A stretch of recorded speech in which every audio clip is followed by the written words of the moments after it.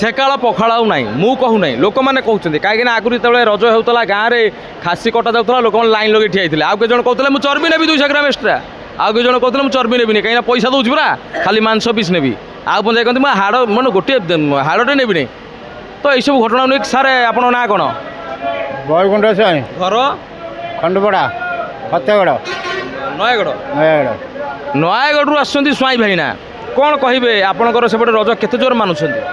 ରଜ ଭଲ ଏବେ ମାନୁଛି ଭଲ ପ୍ରକାର ସବୁ। ଖାସି କଟା ହେଉଛି ହଁ ଖାସି ସବୁ ସବୁ ପ୍ରକାର ହେଉଛି। ହଁ ଆଜି ସଂକ୍ରାନ୍ତିରେ ବି କାଟୁଛ? ଆଜି ସଂକ୍ରାନ୍ତି ତ ବନ୍ଦ ଆଉ କ'ଣ ସଂକ୍ରାନ୍ତିରେ ଖାସି ନାହିଁ ଖାସି ବୋଲି ସଂକ୍ରାନ୍ତି ନାହିଁ ଆଉ ଅନ୍ୟ ଜାଗାରେ ଖସି କୁକୁଡ଼ା ମାଛ ଭାତ ଉଡୁଛି ଆଉ। ସବୁ ତ ସେତେ ଆପଣଙ୍କର ବୟସ କେତେ ହେଲା? ହେଲା 66। ବାସ୍ ଆପଣ 50 ବର୍ଷ ତଳକୁ ଯିବା ଯେତେବେଳେ ଆପଣ 16 ବର୍ଷର ହେଇଥିଲେ ସେତେବେଳର ରଜ ଆଉ ଆଜିର ରଜ ଭିତରେ କ'ଣ ଫରକ ଦେଖୁଛନ୍ତି? ନାଇଁ ସେତେବେଳେ ରଜ ଏବେ ଛାଡ଼ିବ। ସେତେବେଳେ କ'ଣ କ'ଣ ପାଳୁଥିଲ ସବୁ?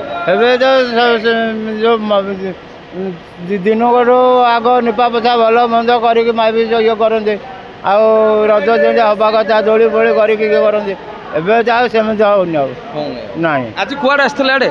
ଇଆଡ଼େ ଆସିଥିଲେ ଟିକେ ଗୋଟେ ଝିଅ ଆମର ଗାଁକୁ ଯିବ ସେ ଆସିଛି ଆଉ। ଆପଣଙ୍କ ଝିଅ ନା? ଆମ ଝିଅ। ଆଚ୍ଛା ଏଠି ବାହା ହେଇଛନ୍ତି ସିଏ? ହଁ ଭାଇନା ଆସୁଛନ୍ତି ତାଙ୍କ ଝିଅକୁ ନେଇକି ଯିବେ ଗାଁକୁ ରଜରେ ଗାଁକୁ ତା ପୂର୍ବରୁ ନେଇଥାନ୍ତ ନା ରଜ ଦିନ ନେଇକି ଯାଉଛ?